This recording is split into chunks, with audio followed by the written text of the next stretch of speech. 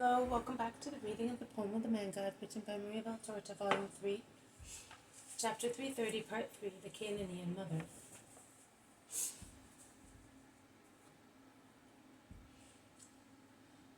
And their march continues, with a short rest to eat some bread and cheese and drink at a spring. It is midday when they see the road junction appear. That is where the steps of Tyre begin, over there, says Matthew, and he cheers up considering that they have covered most of the road. Leaning on a Roman milestone, there is a woman. At her feet, on a folding seat, there is a little girl, about 7 or 8 years old. The woman is looking in all directions, towards the steps in the rock, towards the Ptolemais road, towards the road on which Jesus is walking, and now and again she bends to caress her child, to protect her head from the sun with a piece of cloth, to cover her feet and hands with a shawl. There is the woman! I wonder where she slept these past days, asks Andrew. Perhaps in that house near the crossroad. There are no other houses nearby, replies Matthew. Or out in the open, says James of Alphaeus. No, not with the child, surely, replies his brother. Jesus does not speak, but he smiles. All in a row, with Jesus in the center, 3 on each side, they take up all the road.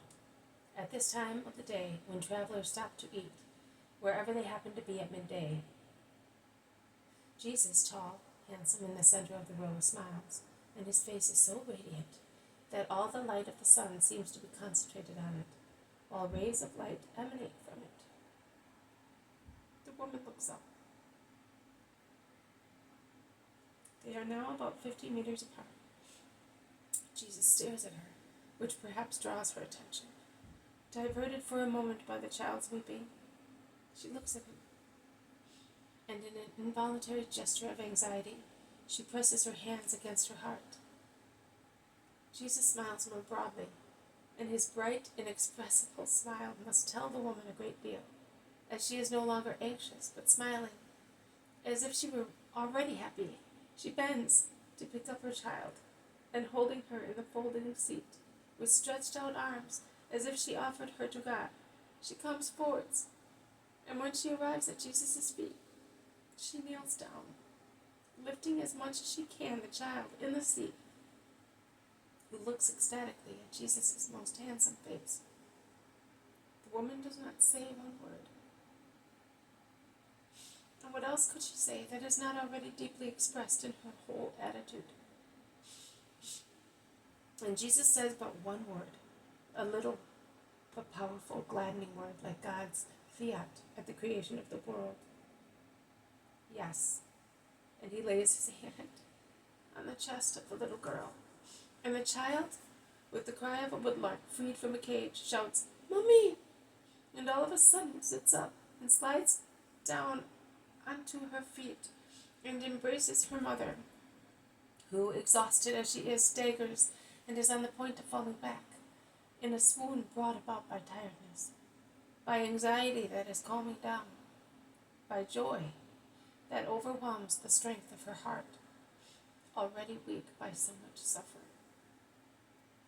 Jesus is ready to hold her, a much stronger support than the little girl's, who, overburdening her mother with her own weight, is certainly not the best means to support her mother on her knees. Jesus makes her sit down and instills strength into her, and he looks at her while silent tears stream down the tired but happy face of the woman. Then words come to her lips. "Thank you, my Lord. Thanks and blessings. My hope has been crowned. I waited for you so long, but I am happy now." The woman, after she comes round, kneels down once again, worshipping, holding the little girl in front of her, while Jesus caresses the child. And she explains, "A bone has been rotting in her back for 2 years, paralyzing her and leading her slowly to death with great pain. We had her visited by doctors at Antioch, Tyre, and Sidon, and even at Caesarea and Paneas, and we spent so much on doctors and medicines. that we were compelled to sell the house we had in town and retire to the one in the country, dismissing the servants of the house and keeping only those who worked in the fields, selling the crops that we used to consume ourselves. We used to consume ourselves, but nothing helped her. I saw you. I was aware of what you have done elsewhere. I hoped to receive grace myself, and I did. I will now go back home without any worries and thoroughly happy, and I will make my husband happy. It was my James who set hope in my heart by telling me that your power works in Galilee and Judea. Oh, had we not been afraid of not finding you, we would have come with the girl. But you are always traveling around. And traveling, I came to you. But where did you stay these past days? In that house, but at night only the child was in there. There was a good woman who looked after her for me. I remained here all the time because I was afraid that you might pass by at night. Jesus lays a hand on her head. You are a good mother. That is why God loves you. You can see that He has helped you in every way. Oh, yes, I could perceive it when I was coming here. I came to town hoping to see you. So I had little money with me and I was alone. Then, following the advice of that man, I came here. I sent word home and I came. And I have never lacked anything, neither bread, nor shelter, nor courage. With that weight on your arms all the time, could you not get a cart? Asks James of Alphaeus, who is moved to pity. No, she would have suffered too much. It would have been enough to kill her. My Joanna came to grace in the arms of her mother. Jesus caresses both of them on their heads. You may go now, and be always faithful to the Lord. May the Lord and my peace be with you. Jesus resumes walking on the road to Ptolemais. And that is not a defeat either, my friends. And I was not expelled, derided, or cursed here either. Following the straight road, they soon reached the forge near the bridge. The Roman farrier is resting in the sunshine, sitting against the wall of his house. He recognizes Jesus and greets him.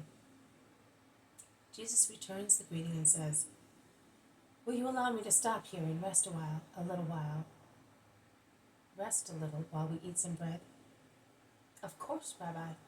My wife wanted to see you, because I told her that she had not heard of your speech the last time you were here. Esther is Hebrew, but since I am a Roman, I did not dare to tell you. I would have sent her after you." "Call her then." And Jesus sits on the bench against the wall, while James of Zebedee hands out bread and cheese. A woman about 40 years old comes out. She looks embarrassed and blushes. "Peace to you, Esther. Have you been anxious to meet me?" "Why?" "Because of what you said. Rabbis despise us because we are married to Romans. But I have children, and I have taken them all to the temple, and the boys have all been circumcised. I told Titus beforehand when he wanted to marry me, and he is good, and he leaves me completely free with the children. Everything is Hebrew here, customs, rites. But rabbis and heads of synagogues curse us. You don't. You have compassionate words for us. Oh, do you know what that means to us? It is like being embraced by our fathers and mothers, who disowned us and cursed us, and are severe with us. It is like going back to the homes we left, and not feeling like strangers in them. Titus is kind. On our holy days, he closes the farrier with a heavy loss of money, and takes me and the children to the temple, because he says that one cannot live without religion. He says that his religion is now his family and his work, as previously it was his duty as a soldier. But I, my Lord, I wanted to speak to you about one thing. You said that the followers of the true God must take a little of their holy yeast and put it into the good flour to make it rise holily. I've done that with my husband. I've tried. during the 20 years we have been together, to work his soul, which is good, with the yeast of Israel. But he cannot make up his mind, and he is old. I would like to have him with me in the next life, united by faith, as we are now by love. I'm not asking for riches, welfare, health. What we have is sufficient. Praise be the Lord for it. But that is what I would like. Pray for my husband, that he may belong to the true God. He will. You may be sure of that. You are asking for something holy, and it will be granted to you. You have understood the duty of a wife to God and to her husband. I wish all wives did. I solemnly tell you that many of them should imitate you. Continue like that, and you will have the joy of having your Titus beside you, in prayer and in heaven. Now, show me your children. The woman calls her numerous issue: Jacob, Judas, Levi, Mary, John, Anne, Eliza, Marcus. She then goes into the house and comes out again with one who can hardly walk, and one of 3 months at most. And this one is Isaac, and this little one is Judith, she says, ending the introductions. Plenty, says James of Zebedee, laughing. And Judas exclaims, 6 boys, and every one circumcised, and with pure names. Very good. The woman is happy, and she praises Jacob, Judas, and Levi, who helped their father every day except on Sabbath, when Titus works by himself, shoeing horses, with shoes made previously, she says. And she praises Mary and Anne, who helped their mother. But she does not forget to praise also the 4 little ones, as they are good and not naughty. Titus helps me to bring them up, as he was a disciplined soldier, she says, casting a loving glance at the man who, leaning against the doorpost, with a hand resting on his side, has listened to everything his wife has said, with a hearty smile on his honest face, and who now becomes elated hearing his merits as a soldier being mentioned. Very well.